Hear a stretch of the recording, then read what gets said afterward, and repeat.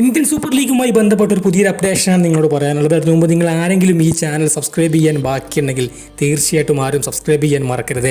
നമുക്കറിയാം Indian super league തുടങ്ങിയ കാലത്തൊക്കെ 6 വിദേശ താരങ്ങളായിരുന്നു ഇന്ത്യൻ സൂപ്പർ ലീഗിൽ കളിച്ചുകൊണ്ടിരുന്നത്. പിന്നീട് 5ആയി, പിന്നീട് 4ആക്കി. ഏതായാലും ഇത് ഇന്ത്യൻ ഫുട്ബോളിന് ഏറെ ഗുണം ചെയ്തിട്ടുമുണ്ട്.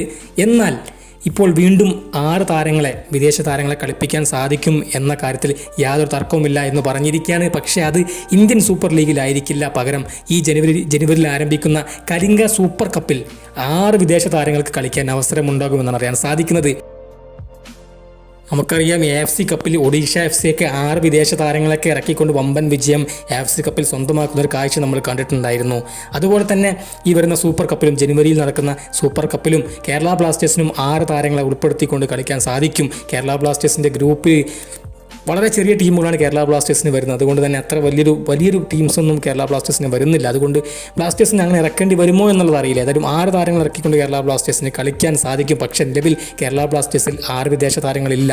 അഡ്രിയാനിലൂടെ പരിക്ക് പറ്റി പുറത്തു പോയതുകൊണ്ട് അദ്ദേഹത്തിന് പകരം ആളെ കണ്ടെത്തേണ്ടതുണ്ട്.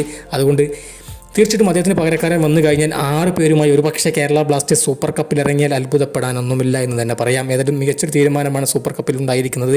ഏതായാലും കാത്തിരുന്ന് കാണേണ്ടിയിരിക്കുന്നു ഇനി വരാനിരിക്കുന്ന പുതിയ അപ്ഡേഷനുകൾ.